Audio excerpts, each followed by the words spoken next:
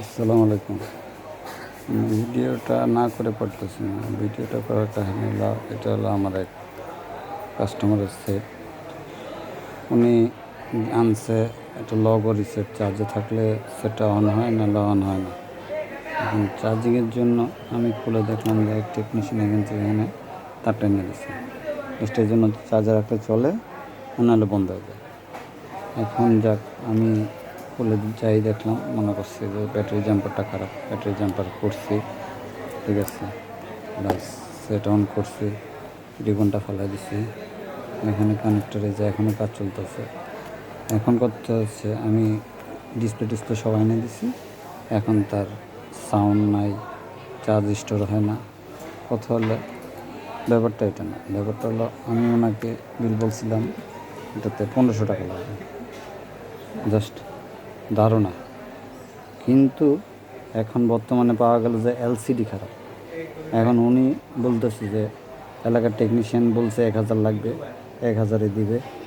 কিন্তু কথা হচ্ছে, এলাকার টেকনিশিয়ান যে বলছে, মানে হয় কি ঘুমের ভিতরে স্বপ্ন দেখে ভূতের থেকে মানে আজগবি কিছু আছে না, যে হইলো না হইলে নাই, মানে কাঙ্গালি আর কি। 200-100 টাকা পাইলেই খুশি। এলসিডি একটা খারাপ হলে এলসিডির দাম, এই রিবনটা খারাপ হলে এলো চার্জিংয়ের দাম। এটা টেকনিশিয়ানরাই বুঝে যে আসলে ঘটনাটা কী। চার্জিংটা গেছে, অডিও আইসি, সাউন্ড গেছে, এখানে যা আছে এখানে ডিস্টার্ব। এখন সে কীভাবে 1000 টাকা বিল বলে? তখন ওনাকে আমার পাওয়ার আনার পরে উনি আমাকে 1000 টাকাই দিবে, ঠিক আছে, ওনার কাজ করে দিতে হবে। উনি এইটাই বুঝে, আর কিছু বুঝে না।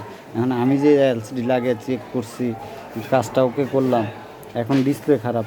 1000 টাকা কোন এলাকার মিস্ত্রি 1000 টাকা ডিসপ্লেটা লাগিয়ে দেবে বলেন? এত কাজ করার পরে, চার্জিংয়ের ব্যাটারি জাম্পার করার পরে আমার ব্যাটারি জাম্পারের বিল আসছে, প্লাস আমি যে যতক্ষণ কাটলাম ডিসপ্লে একটু লাইন টাইনে দিচ্ছি, ওইটার বিল কী? হ্যাঁ, আমি ওনাকে সর্বপ্রথম 1500 টাকা বিল করছি না, উনি 1000 টাকায় দিবে এলাকার। আমার তো চিন্তা হলো লজিক, লগো রিসেট। এখন লগো রিসেটের পরে যদি ডিসপ্লে খারাপ হয়, চার্জ না হয়, মাইক্রোফোন না হয়, এটা কি টেকনিশিয়ান দায়ী? এ হচ্ছে আমাদের কাজ।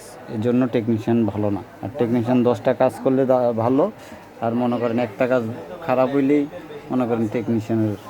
আর আমার কথা হলো, একজনের দেখে আরেকজনের কথা বলবো কেন?